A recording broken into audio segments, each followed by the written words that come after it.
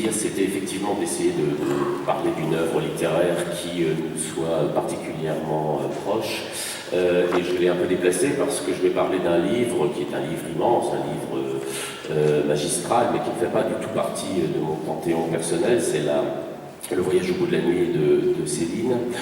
Non pas parce que je voudrais ici le présenter, c'est un livre qui est quand même relativement connu, mais parce que j'aurais voulu illustrer, je vais essayer d'illustrer la rencontre, alors à travers ma petite personne, je m'excuse par avance de cette prétention, la rencontre, qu'est-ce qui peut faire qu'une philosophie, plutôt un philosophe, rencontre une œuvre littéraire? Qu'est-ce qui fait que dans une réflexion philosophique, a priori, sinon désincarnée, du moins purement conceptuelle, de réflexion, eh bien on a tout d'un coup besoin de la littérature, non pas comme d'un ornement, mais comme d'une manière de pouvoir dire quelque chose que l'on ne peut pas dire autrement qu'en se référant à une œuvre littéraire, ça vaudrait sans doute aussi d'ailleurs pour l'art.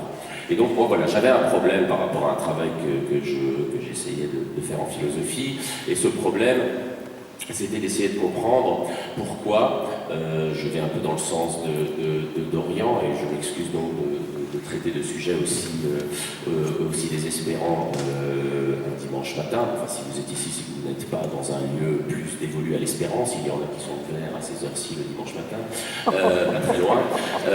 Et mon problème était, pourquoi me semble-t-il, bon ça Toro a raison, si difficile, plus difficile aujourd'hui qu'hier peut-être, de trouver des consolations. Pourquoi est-il si difficile, plus difficile, face au malheur de l'autre, de trouver le mot juste, le geste juste, de savoir comment toucher l'autre s'il faut, ou si l'on peut se permettre de le prendre dans ses bras, s'il faut rester au contraire à distance. Bref, qu'est-ce que nous avons perdu dans nos grands récits de consolation qui, en général, requéraient un Dieu ou un savoir, c'est-à-dire quelque chose qui permettait de réconforter l'autre à partir d'une certitude que j'aurais, moi, consolateur, que ce qui a été vécu, que ce qui a été perdu n'est pas irrémédiable.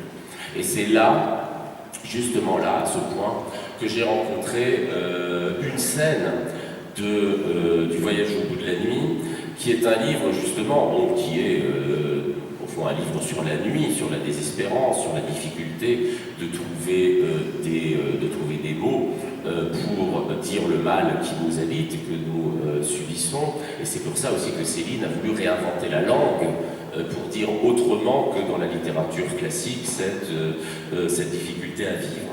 Et j'ai trouvé en particulier dans cette espèce d'immense panorama des souffrances contemporaines qu'est le voyage au bout de la nuit, j'ai trouvé une scène qui est justement une scène sur la difficulté, elle va vous être lue, donc je ne vais pas en dire énormément, je vais simplement donner le contexte, qui est une scène qui dit mieux que la philosophie ne pourrait le faire, me semble-t-il, j'essaierai de l'expliquer après qu'elle aura été lue, ce qui fait que face au malheur le plus grand, au malheur d'autrui, le plus grand, nous sommes mis dans un désarroi, pour reprendre le mot que citait Raphaël hier, parce que nous sommes dans cette partie du voyage au bout de la nuit, où Bardamu, le médecin à la fois acariâtre et follement généreux ou follement aimant du roman, cherche pour le jeune Bébert, à l'institut médical, qui est très malade, le jeune Bébert cherche la possibilité d'un traitement et se rend compte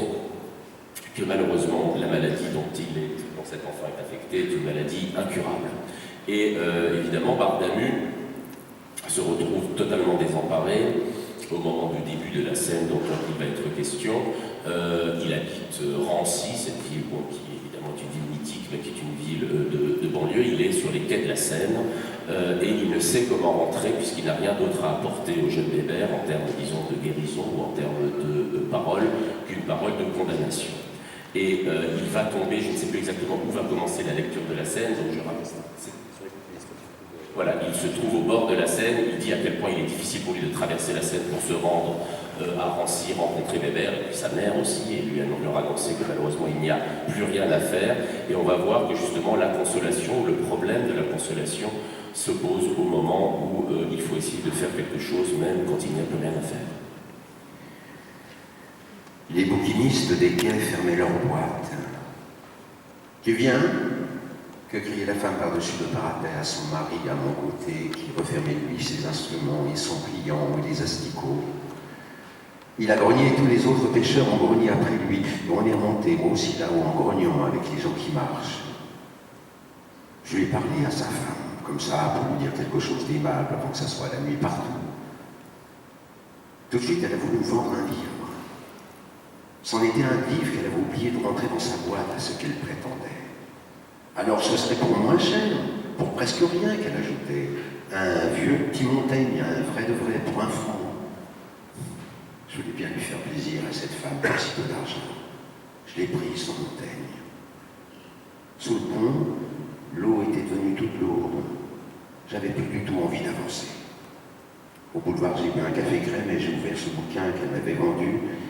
Et en l'ouvrant, je suis tombé juste sur une page d'une lettre qu'il écrivait à sa femme, le Montaigne, justement pour l'occasion d'un fils à eux qui venait de mourir.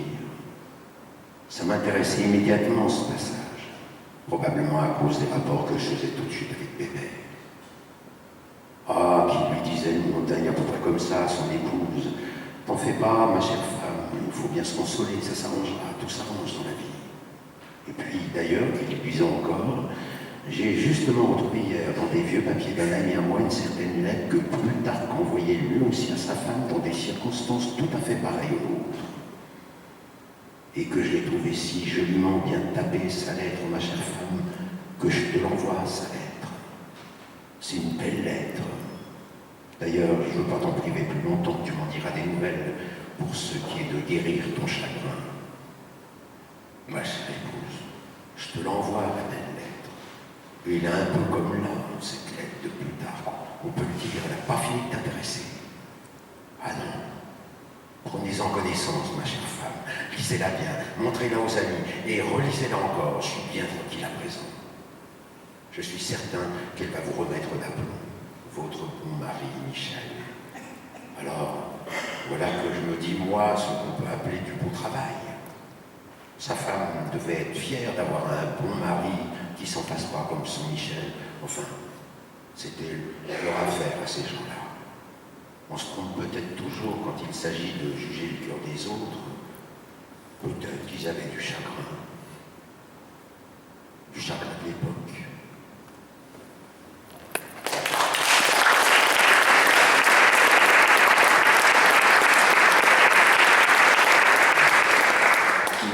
Merci beaucoup pour cette lecture. Alors, je récapitule, on a Bardamu qui cherche un moyen de parole, puisqu'il n'a plus les moyens de guérir Bébert, et qui, au hasard, tombe sur un passage de Montaigne.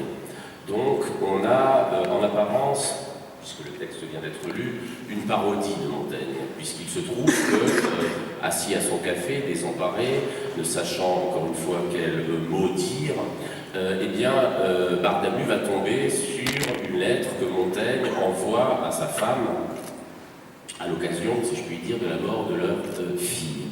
Et dans cette lettre, comme vous l'avez entendu précisément, il est fait question, Montaigne renvoie, donc on va avoir un troisième écrivain qui intervient, à Plutarque, écrivain grec, classique, fondamentalement de l'ordre prémoderne, si vous voulez, qui a écrit, comme on écrivait beaucoup à cette époque-là, des traités de consolation.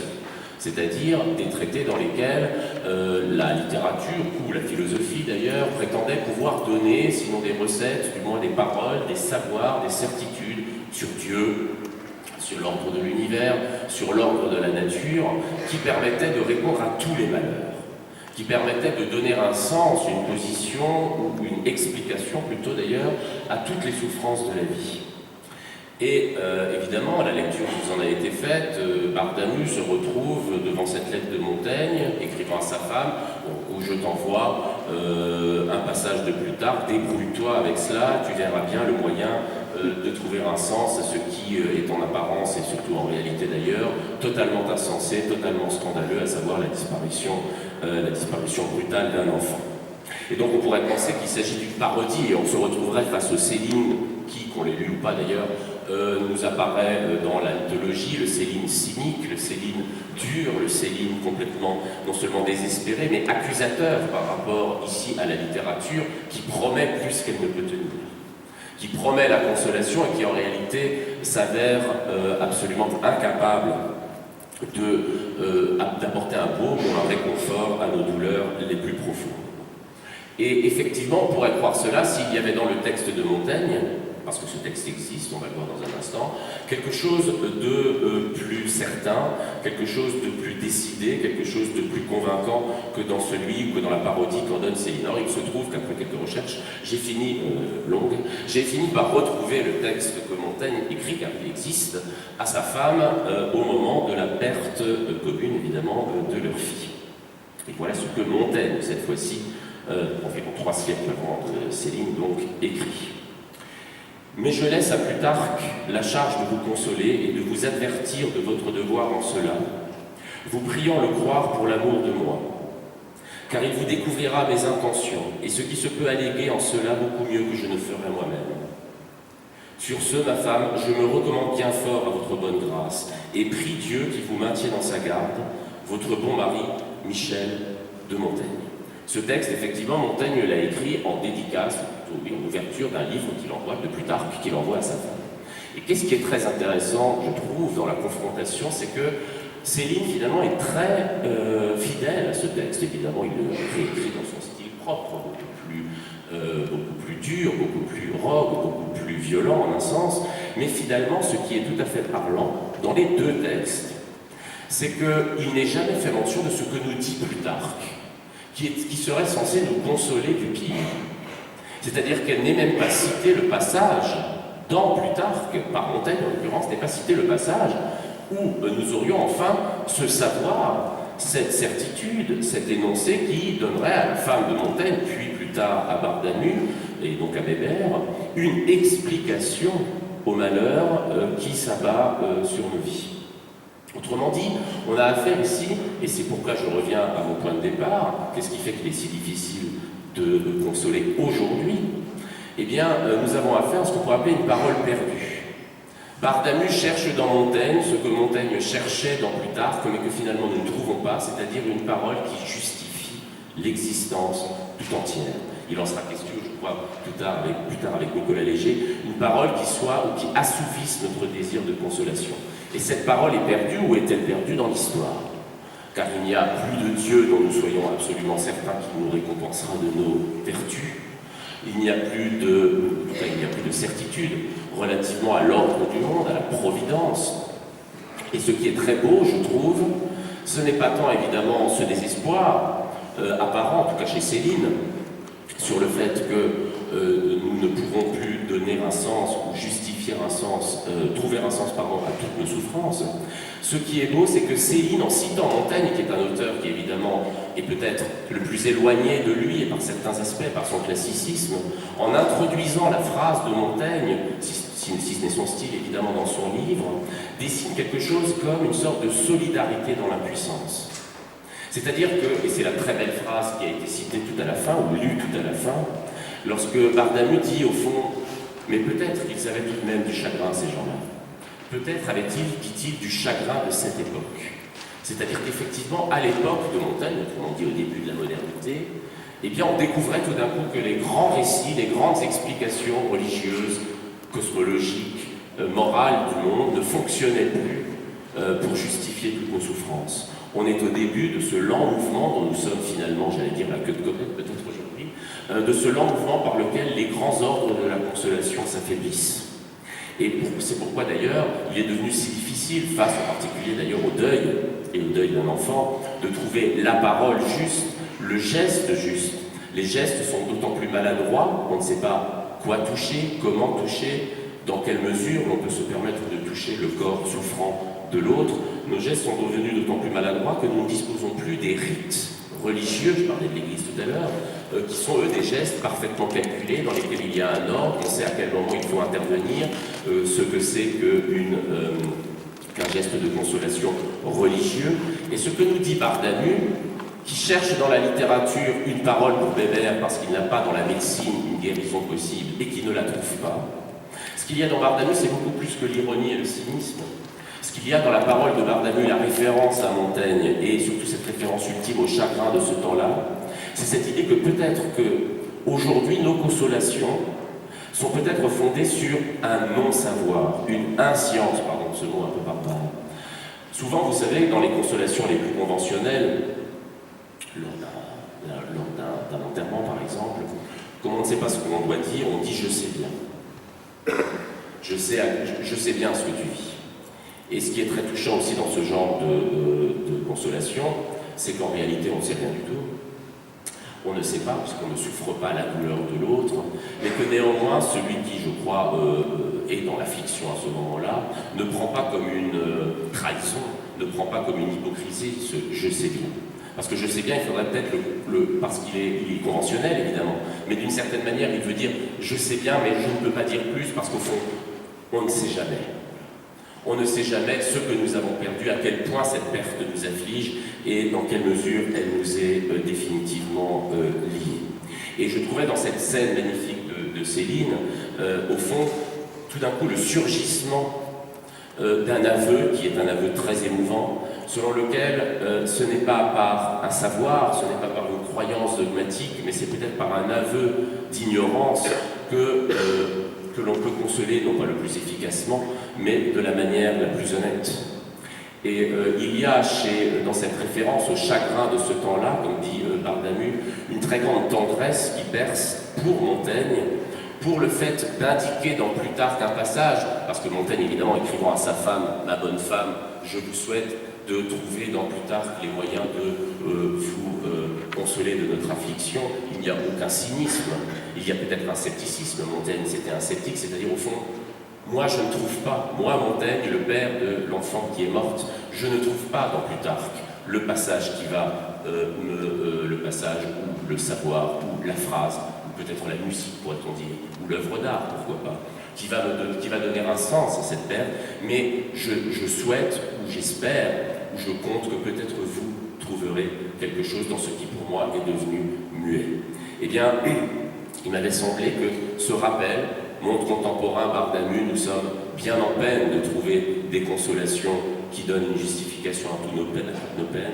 Monde moderne, Montaigne, c'est le moment où les ordres de la consolation ancienne, Dieu, la communauté, l'Église, commencent déjà à s'effriter. Et puis Plutarque, alors cette idée que chez les Grecs, dans un savoir antique, chez les Romains encore, il y avait un ordre du monde dans lequel chacune de nos expériences prenait un sens, même les pires expériences prenaient un sens définitif et un sens rassurant. Eh bien, il y avait finalement toute une histoire de nos chagrins.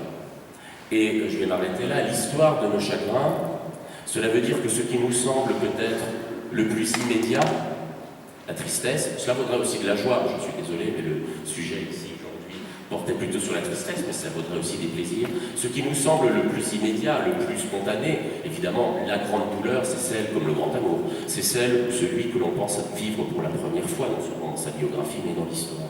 Mais dire qu'il y a une histoire des chagrins, dire qu'il peut y avoir de Montaigne à Céline, de Céline à Plutarque via Montaigne. Non pas évidemment la transmission d'un savoir, on voit que ça n'est plus possible, mais des échos, des réponses en écho, beaucoup plus que des réponses quant au contenu, eh bien ça a quelque chose de profondément consolant. Je veux dire par là que le fait de... Qu'est-ce qui est au fond le principe même de toutes nos consolations, qu'il s'agisse d'un deuil, d'une histoire d'amour, mais aussi d'un point de vue que je ne vais pas développer ici, de la perte de nos idéaux politiques, de nos idéaux moraux, de nos espérances. Qu'est-ce qu'il y a de plus consolant, si ce n'est non pas la certitude, mais le sentiment que nous ne sommes pas les premiers à faire face à l'intolérable. Et je trouvais très émouvant que Céline finisse ce passage, non pas par une parodie et un cynisme, à savoir la littérature au fond ne sert à rien, pas plus que la médecine face à la détresse de Bébert, mais au contraire, qu'il y ait comme dans l'aveu d'impuissance, une solidarité qui soit une solidarité non pas de ceux qui savent, mais de ceux qui reconnaissent qu'au fond, dans nos malheurs, il y a toujours une question et que cette question reste ouverte. Voilà, je vous remercie.